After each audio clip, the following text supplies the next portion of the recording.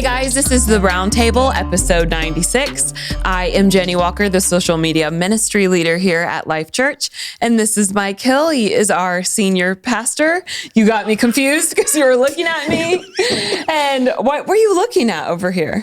You were looking somewhere. No, you're good. Okay, this is Mike. For the first time, I thought I'm not going to say one thing. I know, and you weren't even smiling. So I was like, I'm just going to go with it. You were looking down, I too. I have a title. I need to accept my title. It needs to be okay. Wow. And then you called me the senior pastor. It's a sign, so you really have to accept it. No, it's okay. And sitting next to me and next to Mike is Ava Dimond. Yay. We are very happy to have her. Yes. So like I said in the texting group, her parents are episode 13. I had to go back and look. It's episode 13. Yeah. And you got it right this time? I did. I did get it right this time for the texting group. Week? No. So Mandy Schroll was on last week. And so she's like, you can go back and listen to Mandy's husband's podcast like so many episodes back. It wasn't her husband. Yeah. Who was it? It was her brother-in-law. Oh. That was the guy that I said that she was married to. Oh, yeah. Gosh. But it's okay. We got it right this week. Yeah. Yeah. That was good. Yep. Yeah. So Ava, tell us a little bit about you. What are you doing? What are you excited about? What's happening? We just had a discussion before we went on air. What is something you're passionate about? Something that's immediate in your life. So tell us a little bit about you. Okay. Well, I'm a sophomore at Huntington North, and I work a lot. I work so much. Is that because you want to? Like, just want to stay busy? No. Yes. Yes and no. Okay. I love, it's really bad. I work so much, and then I burn myself out, and then I get to the point where I'm like, why do I even do this to myself? Yeah. Right. I've done this both times I've ever had a job. So where do you work so we can come and see you? Do you work anywhere we can come and see you? Yeah, I'm a waitress. Really? Oh, wait, so you're not babysitting anymore? No, that actually got closed down. Okay, well, I did lie on this texting group then. Huh? That I know. I went back and I was reading it to my mom to tell her what I said, and of course she had some things. She was like, maybe don't say that. And I was like, okay. And then I was like, oh, I don't work at the daycare anymore. So yeah, it's okay. I don't work at the daycare. I'm a waitress at Blue That's Sky. what I said in the texting group. Yeah. Where are you waitress at? Blue Sky. Blue Sky? Yeah. Oh, the old Richards. Yeah. Oh, is that what that is now? Blue Sky? Okay, what type of restaurant is that? Is that like American? It's everything. It's everything? Everything. Ooh, so it's got breakfast all day? It has breakfast all day. Yes. It has stir fry. Oh, shoot. Lasagna. That's so burgers, weird. Wraps. The funny thing is it's busy all the time. Is Patty it? melts. Yeah. Really? It seems busy a lot. Yeah, it is. Yeah. Like I was Especially surprised. I wasn't sure that after church. it gets It's really really busy. busy. Church rush is insane. I Is it bet. really? It's I bet. insane. Yeah. That's when everybody's going out to eat. Oh, yeah. Yeah. Absolutely. So if you want to see Ava, go to the Blue Diamond. And request her. Not the Blue Diamond. The Blue Sky. Blue Sky. Blue Diamond. Blue Diamond. Not the Blue Diamond. Yeah. That's the new name. Yeah. So how long have you been there for? January 27th. Okay. I started there, and I had taken a break. Oh, I swim. That's a big thing. So you swim at school? Yes, for school. And I take a break. Like I'll quit my job and then swim. It's like 4 months. It's like November to February.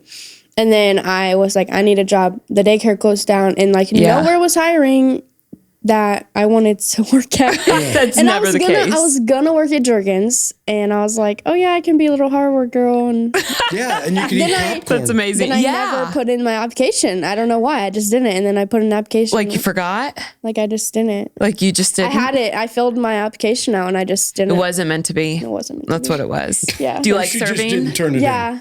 It wasn't meant to be.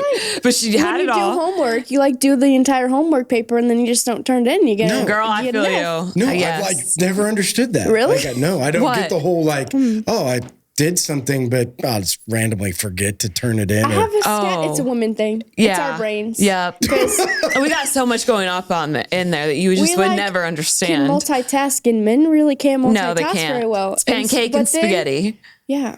Right? But then when we do, then everything gets mixed up. So Yep. I can't multitask, or I forget something, or So it's this all is your bad. first serving job? Yeah, I've never served, and my boss was like, "You worked at a daycare," and I was like, Have you dropped anything on anybody yet? Yes, I did. I was carrying out a plate, and I had a big plate on my arm and another plate on my arm, and then I was carrying a drink, and this lady says, "Oh my gosh, you're doing so good!" And I turned around, and there's a like monkey dish of coleslaw on a plate, and went flying and literally shattered on her husband's wheelchair. Oh my gosh, that's terrible. And his Hey Dudes had coleslaw all over it. Oh, not the Hey Dudes. Not only was I mopping the floor and cleaning it up, I was cleaning his shoes. Oh my gosh. Hey, you were just following the biblical example. Yes. Wash his feet. Yes, I was washing his feet. I was cleaning his wheels. You better have gotten a good tip for that. You want to talk about something that would be humbling? Humbling experience, let me tell you, because because there are some gross feet out there. And he was like, there are some gross feet out there. People that wash their feet with their other foot. Okay. Well, again, I can't be the only person that's not limber enough or too fat to reach down to wash your toes. Just saying. That's fair. Or you fall down in this stupid thing. There ain't enough room in there. There's not. Oh, yeah. There's never tell enough. me about your swimming. I'm super interested. You've always swam? Yeah. What are you? Freestyler, backstroke? Butterfly. Well, he's really into swimming right now, so he really wants to have this conversation with you. I was into swimming before I went to went to the Junior Olympics in swimming. What? Yes. Yes, I did. Wait, okay, so it's like the real Olympics, but junior? It's Junior Olympics. So it's like it's a real Olympics in swimming. What'd you swim? I did butterfly, backstroke, freestyle. But here's a funny thing. Breaststroke. I hate breaststroke. I hate it too because I would get disqualified. Yeah, me too. Because my feet don't turn in. When I was born. Yep. So my feet, I had braces. I still have them. My feet were turned completely in. So when I was little, I had to wear braces. That don't work. And so now, like, I can't get them out. And you get disqualified if your feet are. Really? But listen to this. So I've been swimming at the Aquatic Center in Manchester. And so the Manchester University coach is one of the lifeguards. Yeah. So I've been swimming. I thought, you know what? I'm going to butterfly. It's been a while. See if my heart rate can. What are you laughing about? When you say you butterflied, I don't know why it was just really funny. I know what the butterfly is. So I go down and I'm like out of breath, come back. And he's like, hey. And I said, why? He's like, because I had done it the day before and he was there too. Yeah. So he's like, hey, I'm kidding, but I'm not kidding. He says, Manchester University needs a butterflyer on their team. Do you have any eligibility left? Oh. Hey, for the 50-year-old man that can still butterfly. Pretty good. That's pretty good. I know. That's what the butterfly man. But seriously, butterfly is the hardest. It is. And that was my stroke. Yeah. I hate it. It's a love-hate. Well, look at her. She's built like a powerhouse. Yeah. Okay, can I just say something? One time there was this boy that I had a crush on, and we were walking into school and he told me I could be a lineman. No. That's rude. That is rude. Your body is a compact powerhouse. You need that for butterfly. Well, yeah. But you don't want your crush saying that. And I'm like, you don't want your crush to say you're a powerhouse? No, I know. Because he was telling me that I have big shoulders. And yeah. I was like, we want to feel womanly. Yeah. For once, I don't want to be everybody saying, oh, you got big shoulders. I'm like, I know. I live with them. Well, I don't know. But now I see. He probably was like. I go to the gym and I'm like, you're all about it. You're a powerhouse. I'm like big. You're a powerhouse. Swole. Yeah, swole. Yeah. I took a break from the gym though because I work. I just think it's cool. I mean, I think it's cool that swimming's hard. Yeah, it is. It really is. And everyone is like, "Oh, I could do that. I could jump in and beat you." I'm like, "You might be able to beat me, but you're not doing it right. You can beat me because there's a lot of technique. There's no way somebody's going to jump in and beat you in butterfly. No, and it's not only is there technique, it's the mental. Like I will be like, "Oh my gosh, I can't anymore. And then when I tell myself that in my head, it's like, then I just give up. Yeah. Because it's a lot of endurance and strength. Kind of like CrossFit is kind of. Mm-hmm. And the track team, the Huntington North track team will go into the Y and they'll swim. And some of our swimmers are on the swim team and they also do track. So it's really funny to watch the track people go in and swim and then swim with the swimmers. Right. Because it's so much different. It is. Yeah. Because they are out of shape. Yeah. Have you ever seen a non-swimmer swim? So the people that are doing freestyle like this. Yeah, and then go like this. Their heads above, they can't breathe. Well, aren't you supposed to go you're supposed to turn your head? in the water like that. Yeah. My sister was a swimmer on the swim team. But I swam, I can't even really say I only swim butterfly because my 2 events that I did was the 200 IM, which is fly back, breast free. All at the same time? So you do 200, so like a 25 is like down. So just count like, it's like dollars, like a quarter. So you have like 8 quarters. So 8 times down. And you do butterfly for 2, backstroke for 2. You know? I see. Yeah. And it's the individual medley. And then I was also the fly for the medley relay. Wow. Yeah. That's a lot. No, that's super impressive. It is a lot. I'm proud of you. So outside of the water, how do you train for that? Like, what does your swim team do? Do you do anything? No. Because when I was, I tried out for the dive team for a minute and I was doing it for a second, but I couldn't handle it because you had to do like work out before the mornings in the morning and then get ready for school. Well, my freshman year, we had morning practices and then our coach said no. Good. Like he lives in Fort Wayne, so he had to drive here, and it was like 5:30. Yeah. We would jump in at 5:30 and be done at 6:30, and I had to be at school at 7:40, and I always went to school smelling like the pool. Oh, but that's a great smell. That is my smell. Yeah. During swim, everyone's like, "Oh, you smell," and I'm like, "I know," because I'm in the water for 3 hours a day. But the funny thing about swimming is that low impact, but from a cardio and muscular building standpoint, I honestly think it's the best thing you can do. It is. It works the most muscles of every single sport. It works the most muscles in your body. Yeah. Well, when I was injured, that's what they would tell me to do. Water like, therapy. well, you can do aquatic running. Yeah. Yeah. No, I don't know how to do that. Because you just really think about hard. the number of people that are runners and how their hips hurt, their knees hurt, their body just breaks down. Yeah. Like you can swim all of your life. And be fine. And you don't have. Unless you're doing it wrong and you have shoulder problems in the future. But Right. Yeah. Yeah. But the funny thing is, so before I started swimming, my left shoulder would keep me up at night. And it's not now? So bad. Like so bad. And were you saying like earlier when you said you went to the aquatics, this was like now days? Yeah. What? Yes. Yes. I like totally yesterday. missed it. I was wondering why you guys were like laughing because I was like, oh, I didn't. So it started off that. So there's 2 things. So one, I'm fat and out of shape, and so that's the beginning of it. And again, when I was working out, just finding the consistency. So a lot has changed. I made a decision. I'm going to care about my body and try to actually just stay in shape. So, but I wanted to do something other than running on the treadmill and lifting. Like I don't mind either one of them, but I don't want to really do it all the time. So I thought back to when I was in the best shape of my life, I used to swim every single day. And then I used to go sit in the steam room and then work out 3 times a week. So that's what I did. So I said, the aquatic center in Manchester is only 15 minutes away from where I live now. So it's nice. You can go there in the morning. And so it started off that when I would do it, I did about 15, 20 laps. And I mean, I was out of gas. Really? Out of gas. It within about 25 minutes. Wow. Now I'm up to, so I can swim an hour straight. Okay. Wow. And I get in like 1.5 miles. That's how long it takes to do 1.5 miles. Well, it just depends on how fast you're swimming. It depends on who you, Okay. It really does depend. Yeah. But correct form and everything. Yeah, I mean, doing freestyle and I stop once in a while. But the difference, so I get in 102 laps in when I swim. But it's not like in swimming workouts, you do it a lot differently than that. I just wanted to get there. So now my shoulder doesn't hurt near like it did. Really? Just because it builds enough of the muscle around there. That's crazy. Well, right after Jeff's heart attack, actually, he picked up swimming. Jeff had a heart attack?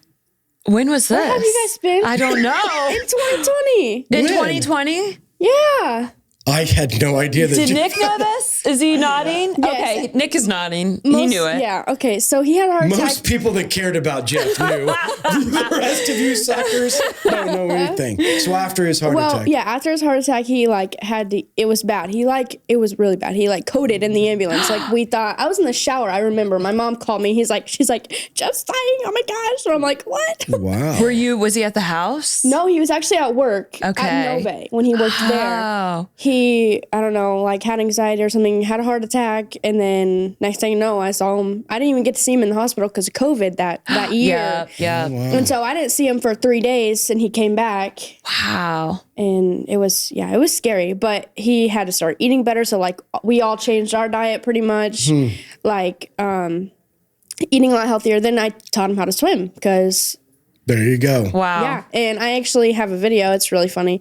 Like really far down in my camera roll of Jeff trying butterfly, and he's like that, like in the water. His head is like amazing. going, and it's the funniest video. But yeah, it is Jeff like can seriously swim too. Really? He bought fins. He bought goggles and everything. He's Wow. like, he's you like put pro your swimmer. Kickboard out and use your fins and you work your legs. And is he still swimming?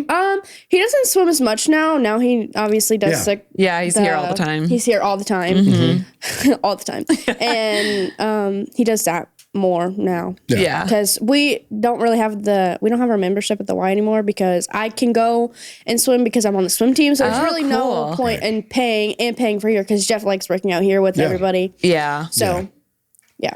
It's whatever works, right? Yeah, whatever works for you to stay in shape. So that was just for me. And now he's like insanely, like, we're proud of him. Yeah. Because he'll come home and be like, I just hit like 360 on deadlift. And we're like, ooh. Well, I am. My mom's like, good job. She's like, your mom's not like super excited. We tried to get her to go to the gym and. Hey, she was there for a minute. Fine. She's not a gym. She's not. She's a Bible study girl. So.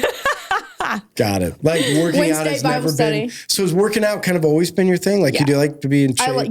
So I started swimming in the 5th grade, and then it started out as swim lessons because when I moved to Greenfield when everything happened with my mom, and I joined the swim team there in middle school. But in the 5th grade, I would do like lessons. Yeah. So I kind of learned, and then I stuck with it.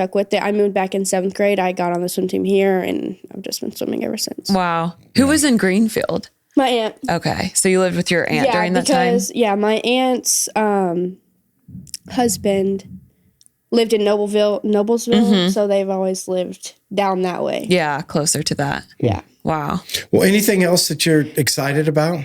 Yeah, so... Just say it. It's not even... So basically, on this Thursday, I'll be in Warsaw. I don't remember where it's at. It's somewhere in Warsaw. At a Celebrate Recovery, and I'll like go and speak. You're going to share your testimony? Yeah, I've been... You're a public speaker? So she's been doing a lot of that, actually. A lot of it. Yeah, like a lot. A lot, yeah. Like, I think 5 in the last year. Yeah, you've been doing a lot. Which is a lot for me, because if you know me, I'm like scared of people. I'm like so shy. I'm so shy. And then like, I'll just have to get up there and it's fine. But this girl saw me on Facebook from when I did it in Marion, and she like texted my mom, and she's like, oh my gosh, I would love it if she came and spoke at our Celebrate Recovery. And then like a couple of weeks ago, my mom's like, you're going to be here. And I'm like, oh, okay. That's cool. Your mom's your manager. She's my manager. She's like your agent. Yeah. That's amazing though. That She's my assistant. Because that can really help people, because it's a whole different perspective coming from a child. It is. I can only imagine. It's something that I don't hear a lot about. No. Because people my age are like so scared, and like, I mean, I don't want to speak for anybody else, but I just think like I've always been scared of it. So I imagine other people are too. But. Yeah, because you were how old when it first started? Like or your first memory of it, I guess. Like when my mom was arrested, or just from the beginning? Like I guess from the beginning, I was probably 7. And you knew what was going on, or did you not? Yeah, I did. Okay. A lot of people don't, and like I don't know.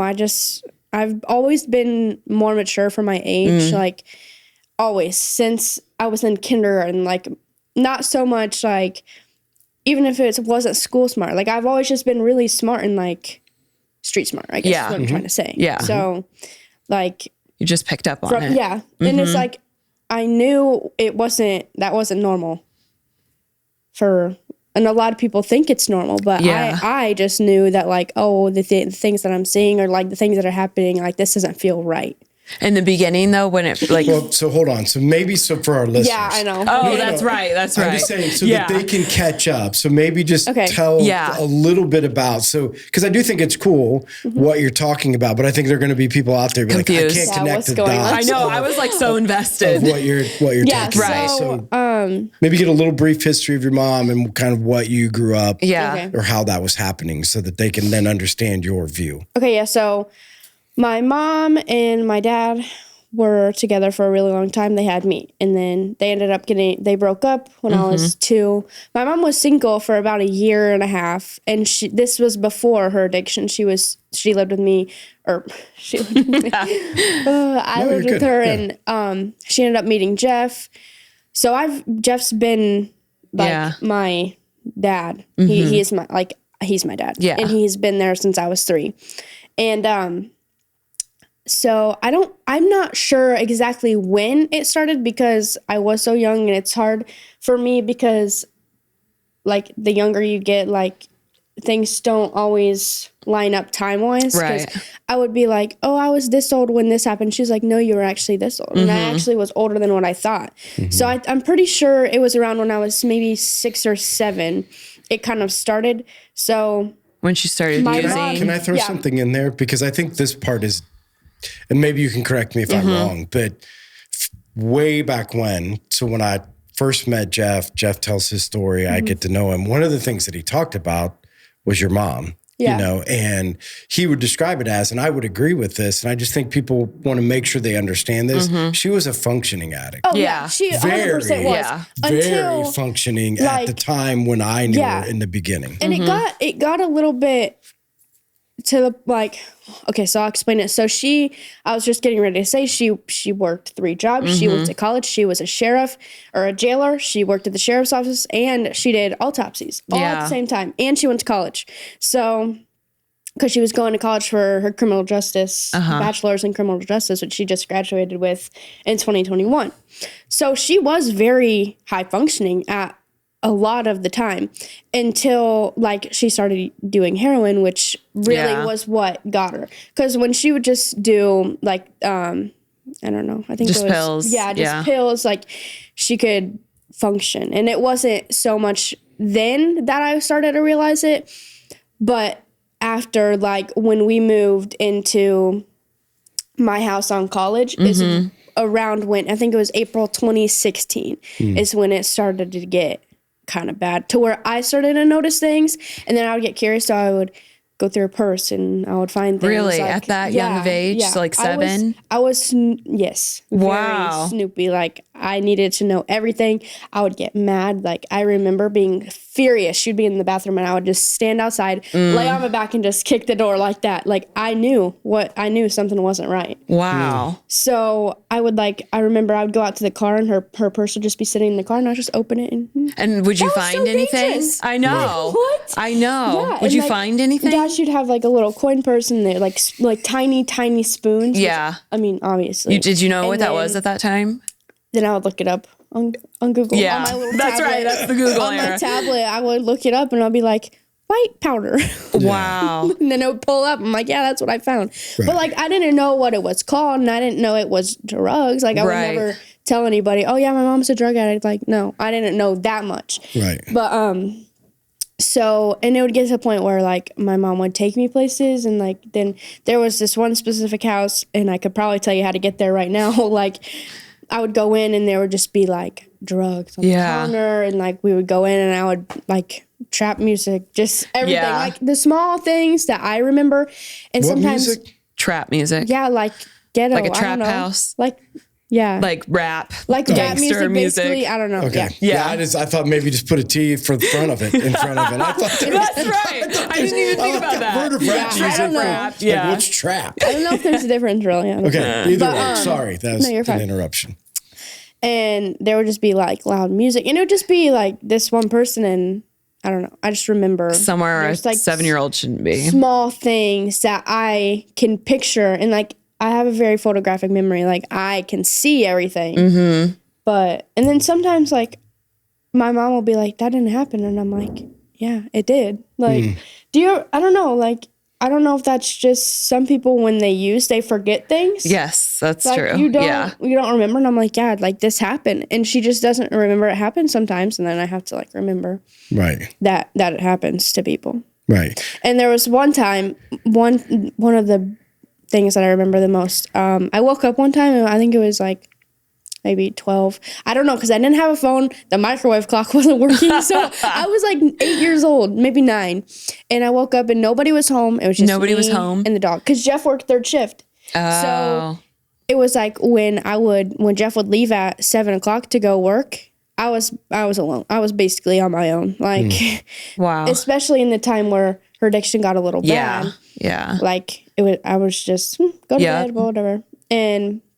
But I woke up one morning and I like remembered, or I saw like nobody was home. The car wasn't there, and I was like freaking out. Like I was like standing on the front porch, getting ready to go wake my neighbor up. Because you were scared. I was terrified. But I was like, oh no, I can't do that because that's like scary to just go knock on your neighbor's door at 1:00 in the morning. Yeah. She's like, what's wrong? And so I just waited, and I was so mad at her. I was so mad. She just left me there. And then her and her friend show up like an hour later. I'm like freaking out. Not thinking anything's a big deal. Right. And the thing is like she probably didn't think it was such a big deal at the time, just because when you're in your addiction, like, you don't think like that. Mm-hmm. But like now, that's a big problem. Right. Thinking of a child's perspective, that would be traumatizing. So put these two things together, because I think this is, so for people who would be on Facebook today or watch, you're speaking at churches, your mom has given her testimony, Jeff has talked about your mom's involved in recovery, you're now speaking at Celebrate Recoveries, you're strong in your faith, you know. How did that happen? So here we're talking about, again, because I remember your mom coming once in a while with Jeff when you guys were young, but not very often, you know, in the beginning. So how did you, you know, because it's one story of how your mom and Jeff ended up, but how did you, as somebody in a situation like this, find the Lord, find hope, and get to the place now where you're giving other children hope in that situation? Yeah. So how did that happen? Like, well, for me, it was just as simple as the change in my mom that like, and I was very alert. So like I saw how she was before she got arrested. Well, when my mom got arrested, she got bonded out. So that 2 months that she had was really bad. And I was still seeing her, even though there was a court order. Protective order, from DCS. So I would see her, and she would just be really bad. And then she goes to jail, and I remember maybe 2 times. I think it was 2 times I went and seen her through the jail, through the glass screen and phone. And I was like, there's just something different. Like her eyes are bluer, her eyes are brighter, they're not so gray. And she's like, just as something small as like her complexion got brighter, and just her as a person. And she was a lot clearer. And I realized that even as young as I was, being 10 years old when this happened. And then I was still like kind of guarded, you know. I didn't really have a big thing, like, you know what I'm trying to say? Like, you didn't trust her yet? Guarded off. Yeah. Like, I wasn't so big on it yet. And then just because you didn't know if it was going to start. Right. And not only am I dealing with this with my mom, but I would go to my dad's every other weekend, come home smelling like weed. Like, because he was using then too. And like a lot of people forget that, like, or I don't tell my dad's side of the story as much because he's still, he got arrested just a couple weeks ago. Oh, really? Like, he's still very much in active addiction. Wow. Yeah.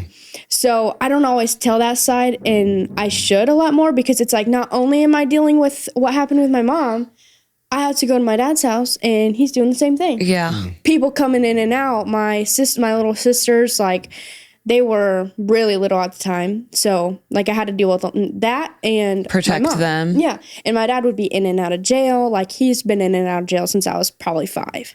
Wow. Like, in and out of houses, like going to apartments, to houses, to littler houses, to apartments, to everything you can think of. Different girls all the time. Like, it was chaotic, especially at his house. And I think the moment that I kind of realized that, everything was changing in my mom was just the fact that I would go and see her at Madison. She went to Madison, and she would call me. And then one thing that happened was her and Jeff. Did she say anything about her and Jeff's relationship on the podcast? Yeah, a little bit. But maybe just keep saying it. Well, for people that maybe haven't listened to it. Yeah, she is. It's fine. But they were like having their own issues. They broke up for a while. Well, Jeff had bought me a Bible when I had moved away, because then it's like I lived with my aunt and they have no, like, they started going to church because I asked them to, because I'm like, I need to go to church. Like, this is something I need. We found a church. When you're away in Greenfield. Yes. Yeah. Sorry. When I moved, and this was 2 hours away. So, I was like, going through the change, going to a different school, being like, I had never been to a different school. I had been at Flint Springs since kindergarten, like, and I knew the same people, small town. Then I moved to somewhere close to Indy, and it's like, there's a whole lot more people than I thought. And I went to an intermediate school. Not only was it that, it was humongous. Yeah. So, Jeff sent me the Bible. And I was like reading it one time, and this was like when I was little. So I think I was maybe 11. And I flipped to, because like when you're little, you think things like, oh, the devil's number is 666 and Jesus' number is 777. Yeah. And which like it is, but like when you're younger, it's something, I mean, it has a totally different meaning. Yeah. So one day I was flipping in my Bible, and I turned to page 777, like in my Bible. And not only, so my aunt was like, you need to write your mom a letter. I hated writing her letters. I was like, why? Like, seriously, why? I don't know what this is. It's just a letter. Right. But like to her, there's something so different. Yes. You just don't get, you don't get that anything. Kind of communication in jail or prison. I was writing her a letter, and I was like writing whatever. I said, hey, how's your day going today? Well, flip to page 777 in your Bible. If it's not the same, blah, blah, blah. So it was Proverbs 21:1, I think. 21:1. And she had been, so this is something I did not know. And I didn't learn this until she was out of prison and in the remnant. I didn't know. She told me this one day, and this is something that really boosted my faith, because it's like, this, you can't make this up. Yeah. So, she had written Proverbs 21:1 on her bunk, like prior. Oh. And this was the scripture that she would pray. And instead of the king's heart, she would say Jeff's heart. So like, and I still have not, I've read this so many times and still can't memorize it, because it's not like, it's not like one of the more known ones. So something, the king's heart is like a river, and God directs it wherever he pleases. Well, she would say Jeff's heart, and she would pray that over Jeff's like every single day. Well, she had prayed, like, if you're hearing these prayers that I'm saying, like, send me something physical I can hold in my hand. 3 days later, she gets a letter from me. That says exactly what she had been praying. And she has the letter, and it's really crazy. And it's not crazy, it's God. Like, you can't. I always say it's crazy, but I always say that to my mom. I'm like, it's so crazy, it's so weird. She's like, it's not weird. She probably got it from my mom. Or no, that would have been before the time, but yes. My mom says that too. It's fine. Yeah, they rub so annoying. They probably do. But that's like, I was like sitting there. I was like, that's crazy. Like, how did that even happen? And then, so that's kind of the point where I was like, okay, this is real. Like, this ain't some. That is so cool. Yeah, that gave me goosebumps. Yeah. It was like crazy. God's starting to work in your life, and you're starting to see this transformation. He's not only moving in her, but he's moving. Like, he's moving in her, and it's like coming out through me, like, and it's just so cool that like my influence, like what I had written down, which I fully believe that was not me who wrote that down. Like, I don't even remember this letter. Like, I seriously don't. Like, God wrote that letter to my mother through me, like used me to do that. And I was like, it's so crazy. And I look at the letter now, and I'm like, why did I even write that? I literally wrote her one sentence that was actually from me, and then the rest was from God. That's God's so like, here's your letter. Right. But 3 days later, she got it. So I wonder what her reaction was, like, reading it. I don't know. You know, like how amazing that would have been to just. Well, I think it's this is the proof, and this is why we've got to get this. When you have feelings, regardless of what you think they are, whether it's turn to page 777 or whatever that stuff is, and write something down, send a text, because you never know what God's doing on the other end. Like, you just have no idea. Yeah. And it's like, I was so childlike, or I was such a child still. So, I mean, I didn't have a faith where I prayed all the time. I would say, now I lay me down to sleep. My little prayer that my mom and me used to say. And it's crazy because, like, before my mom and while my mom was in her addiction, me, Jeff, Grace, Eli would always lay down. It would, like, if they were ever there, we would lay down and we would say the Lord's Prayer. And at the end of it, we would say, thank you, Lord, for this person, this thing, everything. And it would be like a whole 10-minute like prayer that we would do as a family. And when I was little, me and my mom would always say our prayers, like, now lay me down to sleep, praise the Lord, my soul to keep. Right. And like, looking back, it's like we were still praying and we had no idea. Like, yeah. And I came to church here when I was little. Like, I always remember, but my mom never really came here. She always wore a cross necklace. That's always the case. Always the thing, and it's like she just didn't know. Like, when she was in her addiction, and it's like it's just two different things. It's really like, there's this box, and then in this box is everything that happened, and then in a separate box is now, and it's crazy to look back. And especially for me, because I've seen everything unfold. I've just been looking, like, standing back, looking at everything, and just kind of... In child's eyes. Yeah. Like, in a different point of view, and I was so innocent in my thinking, and I didn't have all this anger towards her. And, I mean, don't get me wrong, we had a lot of forgiveness to go through, but it was like, Jeff, he was angry. He was angry. Right. I wasn't like that because I was just so innocent in my thinking. Like, you wanted your mom. This is my mom. And I know I am very fortunate. Not a lot of people are like that. Like, every time I speak, I always will have one person tell me, how did you forgive your mom? And it's the hardest question because it's like, I really didn't have to. Like, that's like unconditional God. Like, love. I didn't have to do that.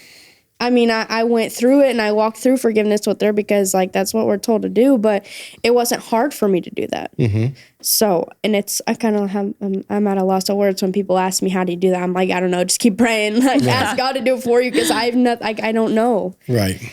Well, can I ask you a couple questions? Because we're at the 30-minute mark, but before we get into the questions, a couple things. So one of the things that people will talk about all the time is repeating of the cycle.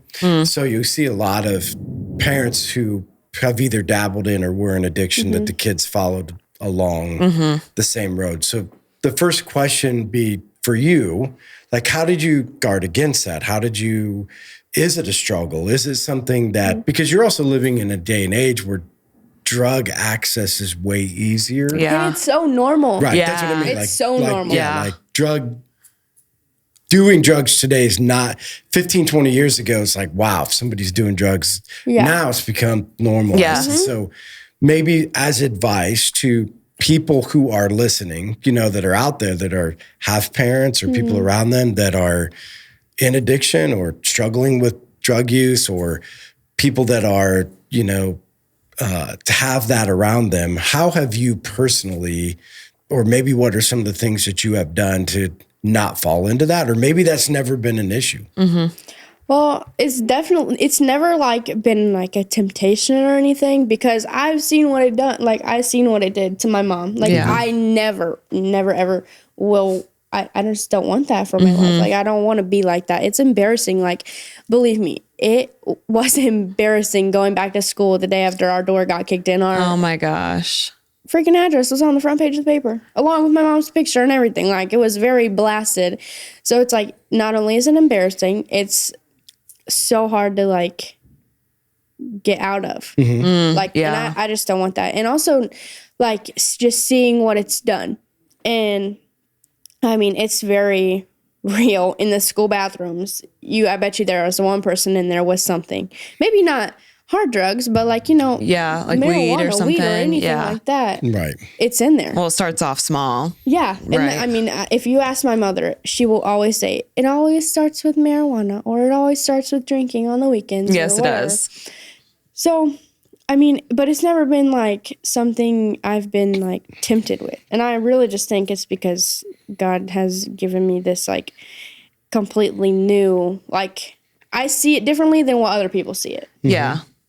Not only like not only kids, but adults too. Like, I just see it differently, and it's a lot more, what's the word? Like,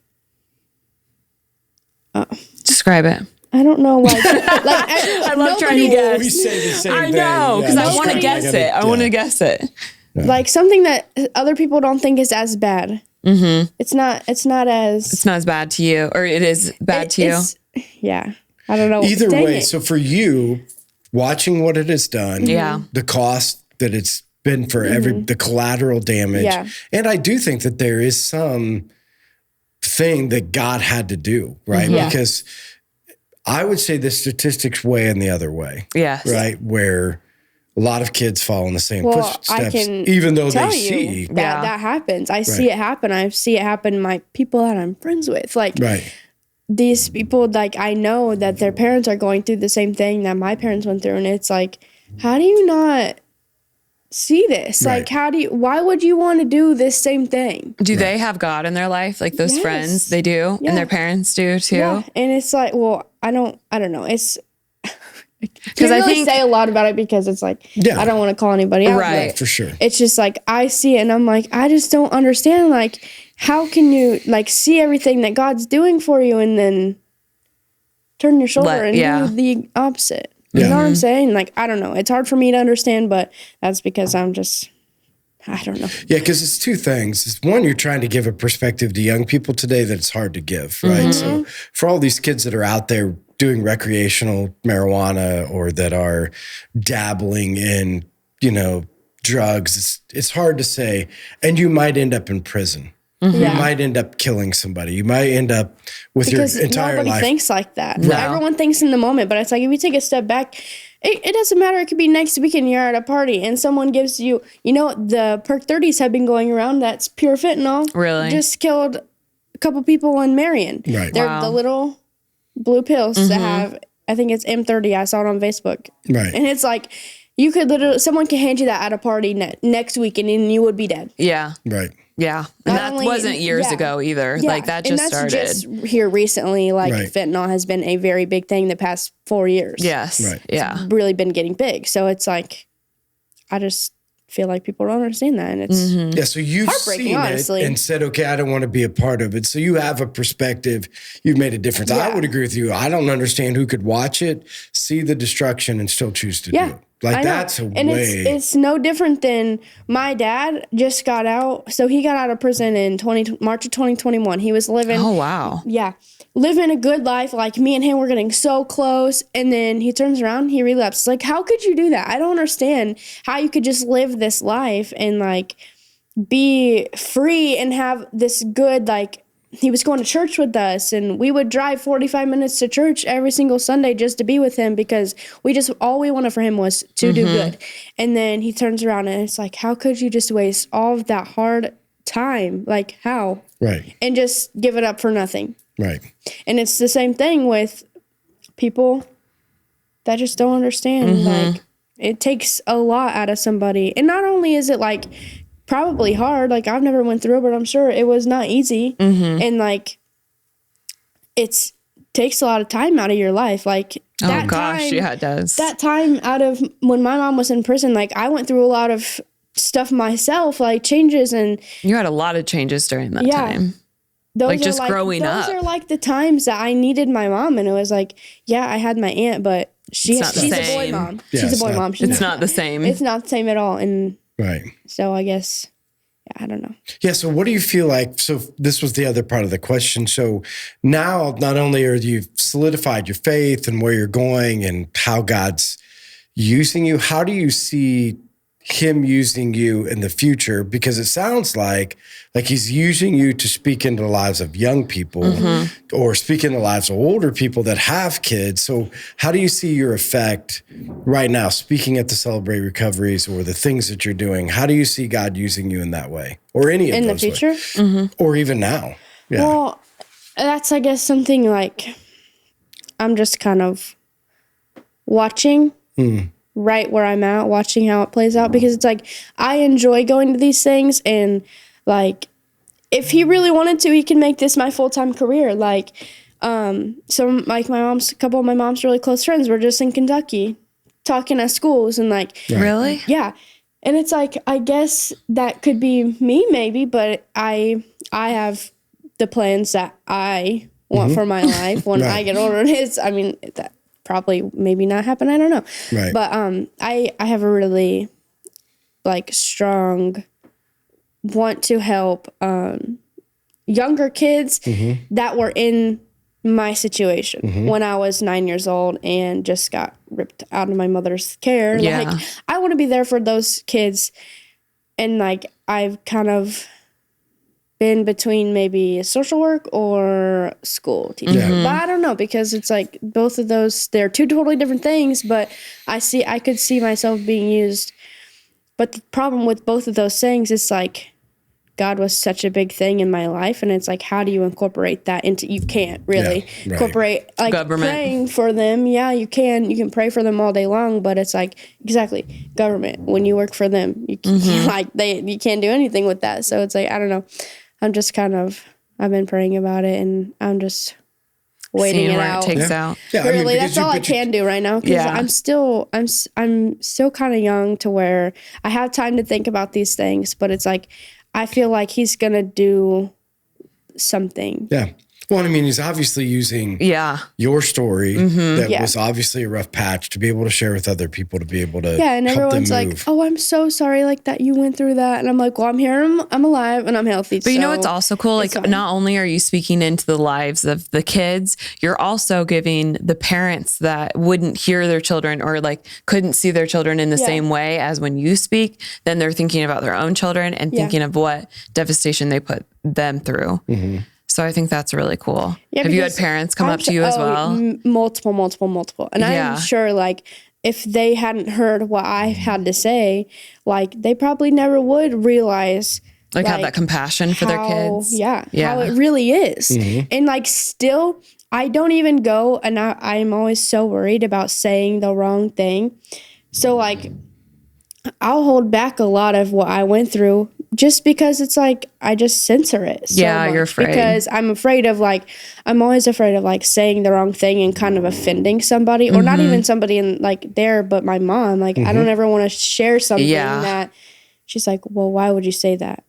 And I'm always scared, but then she wouldn't say that though. And she's like, this is like, you have to share this because it already is done and happened, so why does it even matter? And the truth hurts. Why hold it back? It does. It really does. And especially with people in addiction, like, you have to be blunt forward. Like, that's the only way to get to them, especially if they're still in that state of mind of addiction. Because when you're in addiction, you're completely self-centered and selfish, and you only care about you.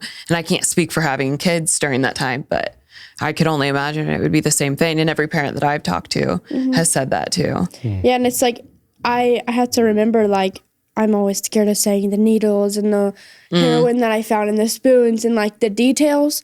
But it's like, I feel like sometimes when I don't say that, people don't really realize how traumatizing some of it was for me. Yeah. Like, I can only imagine at that age. Seeing all that, especially, like, the things I've seen at a older age, being on drugs has traumatized me. So to be a child in that world, and I've been to many of houses, I've lived in many of houses where there were kids around, and like, you telling your story has now put a perspective in me for like just those moments. I don't know. It's just really neat how God can use somebody to speak into the lives of other people. And I've also realized not only does it help younger people in addiction, but the people who have to take care of the kids, the guardians of the kids who get taken from their parents. Like, I have heard a lot of people say, thank you. Like, I can now put together in my head, like, try to understand what they're going through. And I'm like, and then I've realized recently, like, oh yeah, like, I never really thought of how it could help the guardians and like the grandparents. Yeah. Because if you're not in that world or ever have been, you don't understand at all. Right. Like, at all. It's just a whole completely different thing. So they don't even really get why they're acting out or why they have these reactions or emotions. But I mean, that's like PTSD right there for kids. Yeah. Yeah. It's PTSD for me, girl. I can only imagine. Like, I'll drive by certain places, like especially in Fort Wayne, we'll go by certain places and I'll be like, oh, I've been there before. Music too. Does that bring back memories? Or like certain smells. I don't know. I'm just like that though. Like certain smells. Are you an empath? Me. Yeah. Okay, I knew it. I knew it. All right, Jenny, you got questions? Yes, we got questions. Let me pull them up. But some of the questions. What? Her drink, she didn't get a chance to drink anything. I know. What did you get from the cafe? Frozen what is hot that? Chocolate with peanut Frozen butter. hot. Ooh, with peanut butter. You know what is so funny? I don't know if you know this, but Jeff orders his own peanut butter protein powder and stores it in the cafe for whenever. He's done that for That? years. Yeah. What? He's done that. He's stored peanut butter back there for years. There was one time. It's only his name. Yeah. And when they make it, they know to get it out of his thing because it's his. He buys it. And brings it. Yeah. There was one time. Like, there's a special peanut butter powder? Yeah. Yeah. It's protein powder for after his workouts. He'll go get a Spartacus. And he just walks up, Spartacus? Yes, ma'am. And then goes get for him. The Jeff Dimond Spartacus. Yeah. But he had a thing of protein powder back there from when I was like managing it. Courtney had left. I mean, it was back there for over a year because this was when he wasn't here during that time. And I'm like, whose dang protein powder is this? When I was going through stuff. Yeah, well, he got some more back there, so I'm sure. He needed it because it'd been up there for a minute. Yeah, I would like a Jeff Dimond. If I go to the cafe, Can we put that on the menu? Yes, can we all get a Jeff Dimond, please? With his protein powder. The Jeff Dimond. All right, this one is from Grace Dimond. Oh. She's actually the first. Yeah. This is the first time that she has messaged us. She wants to know, what is one piece of advice that you would give to a kid whose parents are in active addiction? Is that funny coming from her? Because it's her. Yeah. And I get that question a lot, actually. Like, after I'll speak, I'll get that question like, oh, what's advice? And I'm like, I don't know. I don't know. It's a big question. It is a really big question, especially like, I feel like giving advice is kind of hard. Especially like, to grown-ups. On the spot, yeah. And I've always had like this mental block that I'm too young to like try to tell people, you know what I'm trying to say? Like, Yeah. I don't know. But I guess one thing is like parents in active addiction. So like think about when you were that age. What should a kid do when they're going through their mom's purse? Yeah. What should they probably don't do that. when they see their parents spiraling out of control? What should they? Yeah. Like, how did you keep yourself sane, I guess? Should they reach out? Should they talk to somebody? Should they?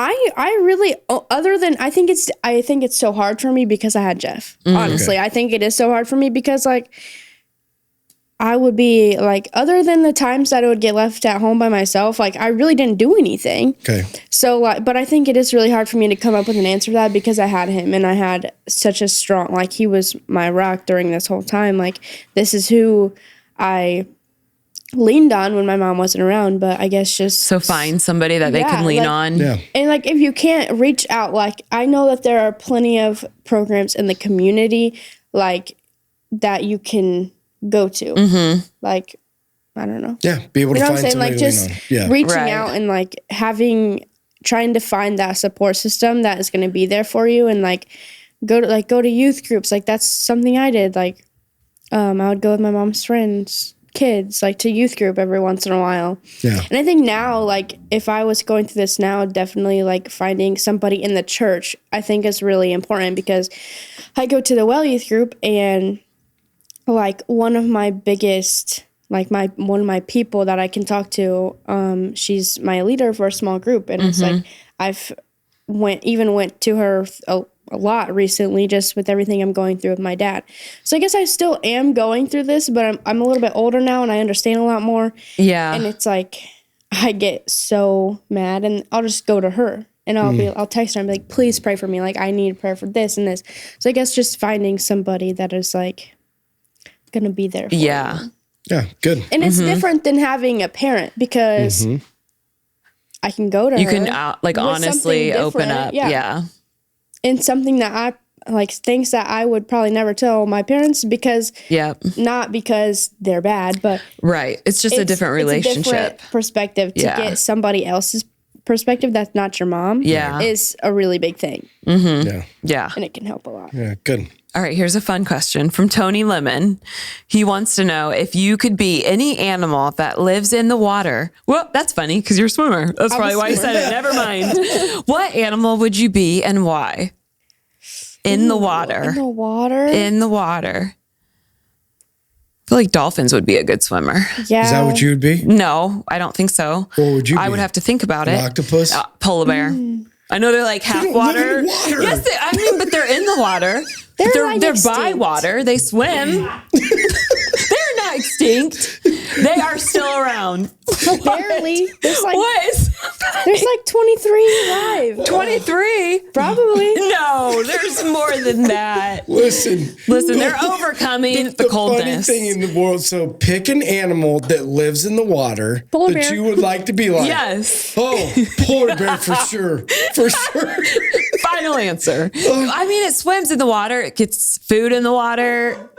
Doesn't live in the water. I mean, no, but I made an exception to the rule or to the question. All right, now your turn. She makes her own rules. It's fine. Yeah, exactly. I don't know. Probably like, maybe like a megalodon, if those are real. What the heck? Who? What's a megalodon? I don't know if they're even real. What is it? It's something I saw on a movie. I don't know. I think whoever they is, I don't know. They're just like the biggest one in the ocean. Wait, like They might be extinct now. It's a shark.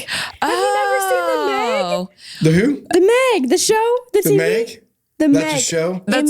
MEG. Do you know what this show is? The Meg? Oh. The Meg. And it's about a shark? Thank you. It's about a really big shark, like really big, and he like eats People whole? the ship. No. Oh, eats the ship. Oh. I don't Wow. know. So nobody Either would mess with you. Yeah, either that or maybe a jellyfish because they're clear and nobody will see them and I can just sting people.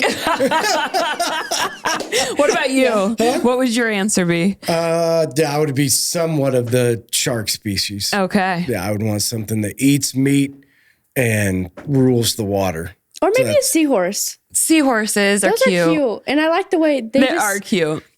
Spray out babies. They do. It's a fun fact. Like, actually, That's what you want to do someday? Just spray the babies out. Yeah. No, listen. Seahorses, I learned The this. males? Yes. So they are male for the first hold on. I think they're all male or female for the first couple years of their life. And then when the queen or king, whoever it is, whatever sex it is, dies, then they become that sex. Yeah, and it's like I know that was really confusing and hard to follow along. But I learned it on one of my fact apps. Yeah. Okay. It is. It and was the actually a really cool males fact. give birth. So Yeah. I would be a male, I guess. Yeah. Okay. Sorry, Tony. This question got really weird. No, that was good. All right. Emily Krieger. She says she loves Ava and love she Emily. got to spend time together in youth group when she broke her leg. But what I want to know is what was the best thing that has happened to you in 2022? Okay, I'm sorry. Why'd you give me that look? It Why'd you happened bring in your church. Yeah, I was trying to remember how it all happened. So that's why I was looking like. Well, let me just tell a little short story time. We're going to go a little over the 1 hour. But basically, I was at youth group and we were playing Nazi versus the Jews. Here, yes. Nazis versus the Jews. We were playing that game here. I think maybe. I think that's what we named That's it. amazing. Maybe it wasn't that. Correct me if I'm wrong. No, that's okay. We'll stick with I love that. Life Church. We play Nazis the against Jews. And that's how you broke your. That's what you do in youth group at Life Church. Yeah, I mean, duh. Okay. It was like some hide and seek game. Well, I was the one running from people. Yeah. And I was running down the stairs over here. You No, know? Yes, listen. The uncarpeted big stairs. ones? No. Not the ones over here. I don't know where we are in the building. Yeah, I know. What you It's mean. okay. Just point that way. Yeah. But you by are the right. glass door, like when you go up the stairs to go to the child now. Yes. So I was like halfway up the stairs, thought I was Spider-Man, jumped down. I tell people I tripped down because that's embarrassing to say. I jumped down and I landed on my ankle, and I actually still have problems with my ankle to this day. And wow. I heard a snap. That could have been a whole lawsuit. Were you a Jew or a Nazi? I was a Jew.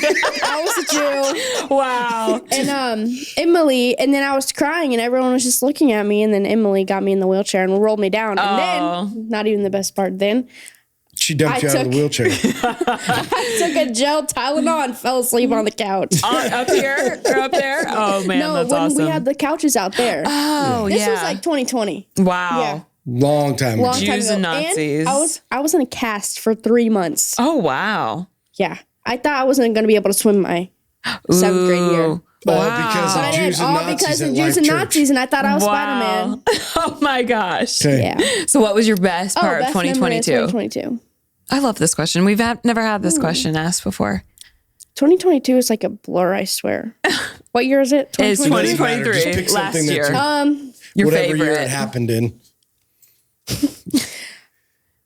I got a job, my first job. That was really That was good. last year. You got your first job? Yeah. 2022 was just a very like plain and simple year. Hey, those aren't bad. It was good. It was like a good year, and it was just very like go with the flow kind of thing. I spoke at a lot of churches, and no, maybe not a lot, maybe like 3 in 2022. Well, your mom was home for like the whole year too, right? 'Cause she got out in 2020 or 2019 or 2019. Yeah, she got out. Yeah, so in February. It was like back to normal in a sense. Yeah, Simple, 2021 was kind of back to normal, and then 2022 was like the first good year. So I think working, I worked a lot, and I went to Florida in 2022, so that was good. That's always good. Vacation, always good. Yeah. All right. So the text or the questions that I just asked, we have a texting group that we want you to participate in. So you need to text podcast to 260-408-8383. I didn't mess it up this time. I told them my phone number halfway last time. But like I said, join that and you get a text every week that I tell you who is going to be on the podcast. And we want you to ask questions back so you can be engaged with us. But not only that, throughout the week, you can send us a random text. If you want to be on the podcast, if you know somebody that wants to be on the podcast, just really anything, we want to hear from you. Yeah. So Ava, thank you for sharing your story and again, how God is using you. And we'll continue to pray as he unveils how he can take a story that was very traumatic and turn it into something that can be useful, right? And be able to see through the eyes of a child, what those things are like, but how you can come out on the other side better. Because that's the other thing that people have to see. No matter what you went through, look at you today. Exactly. Like, look at where you're at. Look at what God's doing. So we'll continue to pray. If you see Ava at church or see her out in the community, come up and say hi, encourage her as God continues to use her in the ministry and just in life in general. Yeah. Right? And go to a swim meet. Yes, that's right. Well, I have bad news. Why? Are you not going to be on it? I'm quitting the swim team. Well, you're over it? I might be going to Norwell. Oh, you're moving schools? Go to Norwell and watch her on the swim team. I'm pretty sure. Maybe it's up in the air. I don't know. Okay. Yeah. Stay tuned. Either way, we can still go watch you. Text me. Find me on Facebook. Ask me what swim meets are. I'll tell you. You can come watch me. Yeah, so just a reminder. So when Jenny puts this out, you are putting this out. Yes, I am. Yes, that's whenever correct. Jenny puts this out on Facebook, there's a little clip. If you take an opportunity to share, like, if you're on our YouTube, we'd love for you to be able to comment, and be able to, again, gives us feedback, but also helps promote what we're doing. And we'd love for you to help us get this word out there, get the podcast to as many people as possible. Yeah. So again, thanks for joining us this week. Ava, thanks for being with us. And we'll see you guys next week. Bye. Bye.